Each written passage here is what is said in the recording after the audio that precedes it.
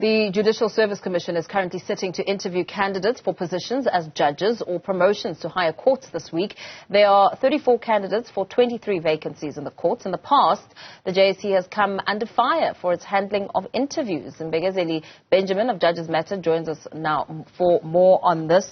A very good afternoon to you. Thank you so much for your time. Perhaps let's talk about the numbers. I mean, the number of candidates that are needed and the positions that are available. Let's get some clarity on that.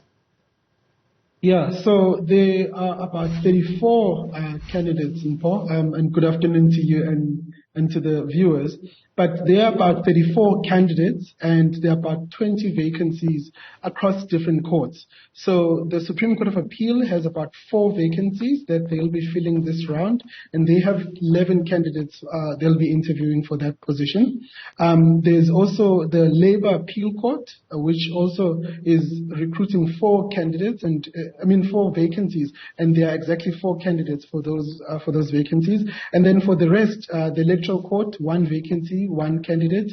The Gauteng High Court has a big number, so they are looking for about 5 vacancies, and they have 7 candidates for that court. The Labour Court as well will also be interviewing some candidates, and the KwaZulu-Natal and the Limpopo High Courts as well. So it is quite a number of vacancies, but there are more than sufficient candidates to fill all of them. For several years, the JSC has come under scrutiny for the manner in which it handled the judicial interviews, the chaos that ensued there. How significant have the changes been in the past 2 years? Well, the past 2 years, we've seen a completely different JSC. One of the big things that the JSC was criticized for, was just how aimless the interviews were. They were dominated by political issues that have very little to do with the ability of the candidates to be good judges. And so what we've seen over the last 24 months, particularly in the last year or so, especially if you consider the April interviews this year, the JSC has sort of gotten a new focus. They developed criteria that guide the kind of selection that they're making. They stick to those criteria for the most part, and if they don't, the document itself give the Chief Justice the power to intervene and overrule irrelevant questions. Those interventions have helped a lot in terms of the quality of the interviews, and I suspect the quality of the candidates that come out of them, because right now you are tested on your ability and your skill as a judge, and not necessarily on the political issues that dominate the news. What about dealing with judicial misconduct? I mean, that in itself has been a very lengthy process because of the many layers of complexity. Yes, so that is one area where the JSC has not shown a lot of improvement in terms of dealing with judicial misconduct. You'll recall that the cases against Judge Hlophe, Judge Mutata have taken a number of years. And even now, you remember in April, they suspended 2 judges from Gauteng. But 6 months down the line, we don't know how far the investigations are when it comes to that. There's also, there were allegations against Judge Hlophe and Judge Goliath, who are the Judge President and Deputy Judge President of the Western Cape High Court. We still don't know what has happened, even though those allegations were filed in 2020. So the JSC has not improved in that respect, and we're hoping that this week they will at least give us some sign that they are responsive to that criticism. But so far, it has not been good on that score. Yeah. The importance and the impact the appointment of new judges will have on the Labour Court is one that, cannot be ignored, because the impact will be huge. Talk to us perhaps, give us a picture of the importance there, especially looking at the current state of the economy, the job losses, and how much of a difference these judges will make. Well, in the Labour Court, there's a huge impact that the judges will make.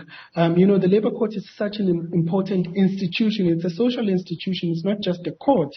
Because a lot of people, a lot of workers, when they are dismissed unfairly from their jobs, they cry to the Labour Court and they hope that the Labour Court will assist them and intervene on their behalf.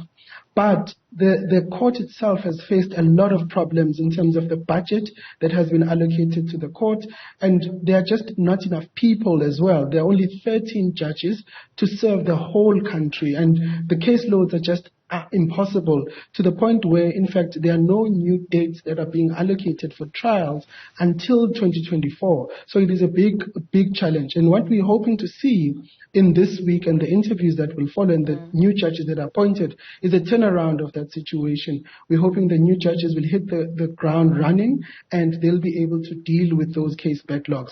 And luckily, there is a really good crop of candidates, but of course, the interviews are supposed to test whether they're actually fit to be judges of the Labour Court, and I'm hoping that the JSC will be focused on that task. What line of questioning would you say would be required in that aspect for us to be able to gauge whether or not the candidates are fit? Well, the main one would be legal knowledge. The labor law field is quite a technical field, so as a judge, you really need to know your story. You don't just wing it when you get to the labor court. And so we want to see the JSC ask questions of labor-related law, but we also want judges who are aware of the social dynamics of our country, who understand the plight of workers, who understand the problems that employers also face. So it's not just one-sided. A judge must be able to view both sides and come to a fair and just outcome. And so the kinds of questions that should be asked, for example, is what kind of approach will a judge take if they get a court interdict, maybe at midnight, and the employer wants to interdict a strike? What should happen in that situation? And the judge should give us a broad outline of the kind of considerations that they make when they make such a tough decision. So those are the kinds of questions I'm expecting to see on Wednesday when the Labour Court is interviewed. Yeah, and the line of questioning will indeed be imperative, especially looking at the impact of the JSC's failures. They've had a severe impact on the public's confidence in the judiciary, and of course they need to maintain some sort of salvaging of a reputation of the judiciary. Yeah, absolutely, no doubt, Paul. So the JSC is really important as an institution in these public interviews.